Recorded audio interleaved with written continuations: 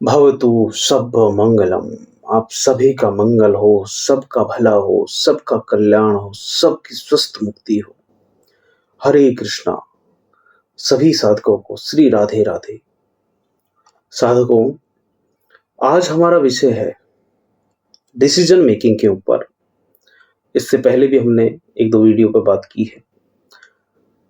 इसमें हम बात करेंगे widen your options, expanding choices for smarter decisions. ये हमारा टॉपिक कि कैसे हमारे जो और ज़्यादा वाइडन जो हैं ऑप्शंस जो हैं हमारे जो बेटर डिसीजंस लेने में हमारी मदद करते हैं। और इस ये जो हमारी डिस्कॉर्ड जो है ये वह इसमें हम दो बुक्स के ऊपर बेस्ड इस बात को रखेंगे पूरी को। पहली है decisive, how to make better choices in life and work by Chip Heath and Dan Heath. बड़ी अच्छी किताब है, आप पूरी किताब भी पढ़ सकते हैं अगर आप जल्दी में हैं। बाकी हम टाइम के एक पेस के साथ ये चीज़ें लाते रहेंगे। दूसरा श्रीमद् भागवत गीता, जो हमें सही निर्णय लेने के लिए अद्वितीय दृष्टिकोण और दिव्य ज्ञान प्रदान करती है। इन दोनों के आधार पर हम बात करेंगे। चलो समझते हैं कि कैसे हम जो नैरो फ्रेमिंग है उससे बच करके अपने जो ऑप्शंस हैं, जो विकल्प हैं, उनको एक्सपेंड करके बेहतर और इम्पैक्टफुल डिसीजंस ले सकते हैं। देखो, नैरो फ्रेमिंग से समस्या क्या है, पहले वो समझ लेते हैं। नैरो फ्रेमिंग का मतलब है कि हम अपनी जो डिसीजंस की जो चॉइस हैं उनको सीमित कर देते हैं और केवल दिस और दैट तक सीमित हो जाते हैं कि या तो ये या वो। पैसा इंपॉर्टेंट है या रिलेशनशिप, इस तरह हम जो सोचते हैं तो हम गड़बड़ा जाता है। क्योंकि रियल जो लाइफ है ब्लैक एंड व्हाइट में नहीं चलती, और भी बहुत सारे कलर्स होते हैं। हम या तो ये या ये में सोचते हैं, या तो ब्लैक या व्हाइट, जबकि ठीक नहीं है।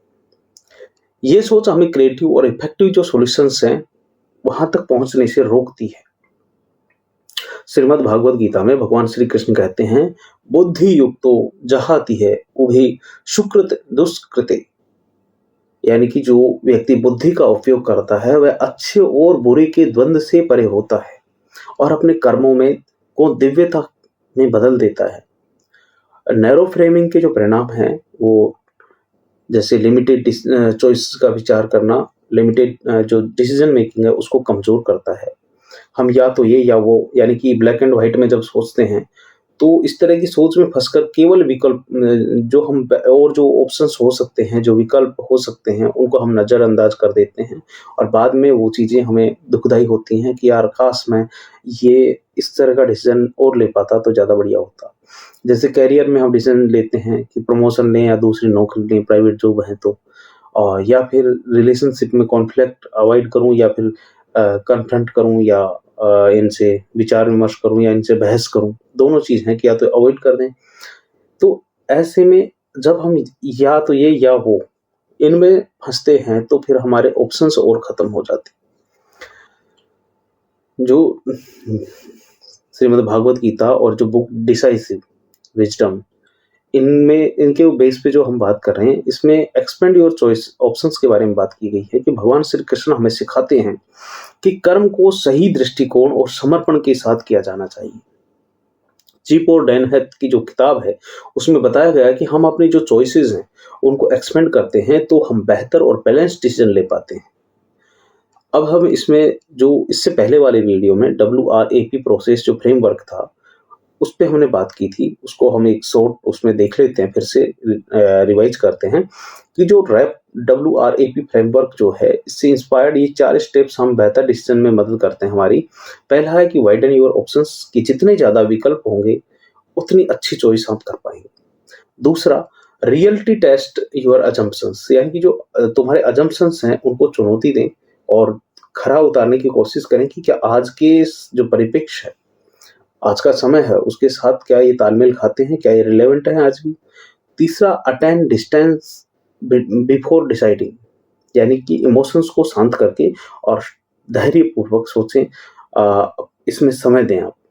और चौथा है प्रिपेयर टू बी रॉन्ग, यानी कि आप ये मान के चलिए कि आपका डिसीजन गलत हो गया तो उसके क्या क्या कारण हो सकते हैं, और फ्लेक्सिबिलिटी के साथ अपने माइंड को एक्सपेंड करते हुए खुले विचारों के साथ इन चीज़ों पर पूरा एक समय लेकर के पूरी लिखें, क्योंकि सोचने से के साथ-साथ लिखना आपकी चीज़ों को और बेटर कर सकता है, एनहांस कर सकता है। तो इसमें पहली चीज़ है कि न जो रिकॉग्नाइज़ नैरो फ्रेमिंग, कि पहला कदम ये पहचानना है कि नैरो फ्रेमिंग में हम फँसे कहाँ हुए हैं। अपने आप से प्रश्न पूछें कि क्या मैं डिसीज़न को सिर्फ़ 2 विकल्पों में सीमित कर रहा हूँ? क्या इस समस्या का कोई और क्रिएटिव सॉल्यूशन भी हो सकता है? इंटरनेट का उपयोग करें, रिलेटेड वीडियोज़ देखें, तमाम अपनी प्रॉब्लम को डाल कर के 10 जगह जहाँ-जहाँ भी ऑप्शंस मिल सकते हैं आपको ऑनलाइन, ऑफ़लाइन, वहाँ से, क्योंकि एक बार डिसीज़न होने के बाद फिर रिग्रेट होता है।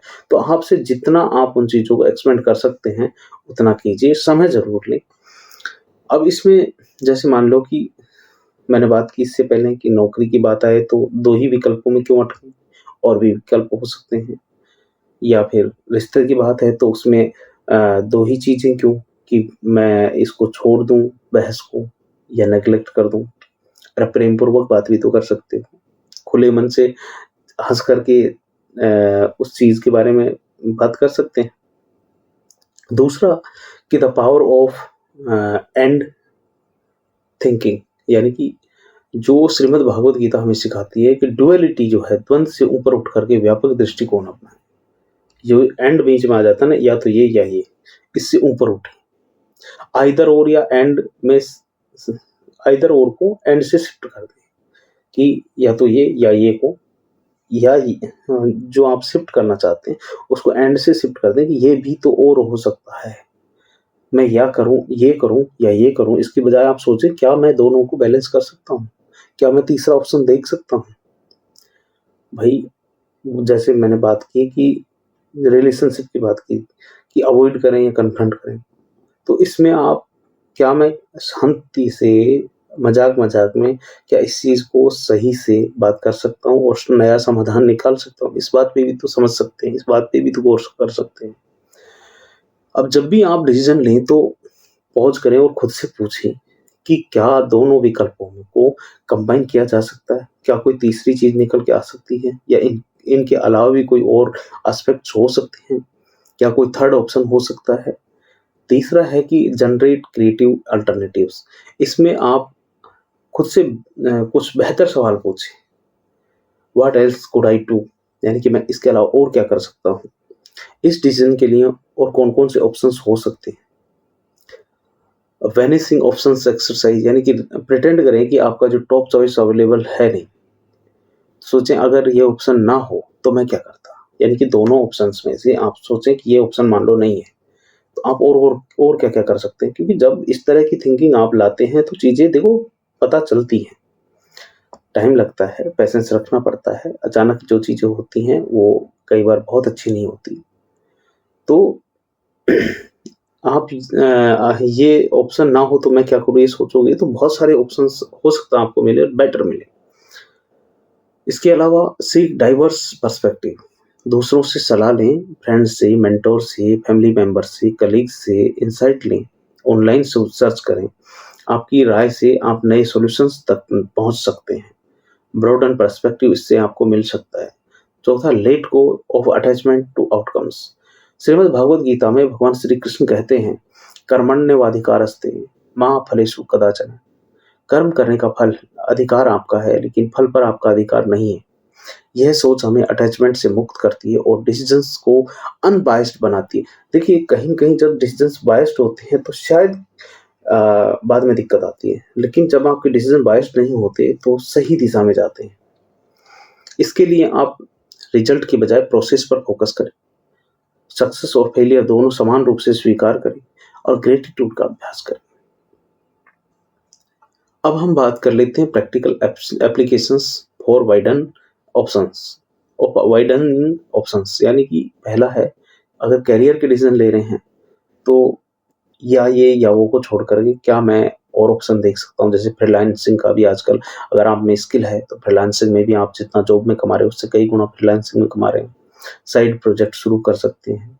रिलेशनशिप की बात करें तो कॉन्फ्लिक्ट अवॉइड करें या कन्फ्रंट करें, उसके अलावा आप सोच सकते हैं क्या मैं मेडिटेशन या जो शांति से कुछ और कर सकता हूँ क्या? क्या मैं इन चीज़ों को नेग्लेक्ट करने से कई बार बुरे असर आते हैं। सामने वाले को लगता है अच्छा मुझे नेग्लेक्ट किया जा रहा है, अब देखना। तो ये चीज़ें बहुत लंबे टाइम तक नहीं चलती। तो आप तीसरा ऑप्शन ढूँढ सकते हैं कि प्यार से बात करें, मेडिटेशन करें और भी कोई जो हल हो सकता है वो ढूँढने की कोशिश करें। तीसरा इसमें हेल्थ और फ़िटनेस के बारे में अगर बात करें तो जैसे मान लो कि आपका ये है कि जिम करूँ या डाइट फ़ॉलो करूँ फ़िटनेस के लिए, तो आप इसमें देख सकते हैं कि यार जिम और डाइट के साथ-साथ क्या मैं आउटडोर एक्टिविटी या योगा ट्राई कर सकता हूँ? या और भी कोई ऐसी एक्टिविटी हो सकती है जो और जल्दी और लॉन्ग टर्म के लिए ज़्यादा बेनिफिशियल हो सकती है? तो ये जो है इसमें चैलेंज भी बहुत सारे हैं, जैसे ग्रुप थिंक।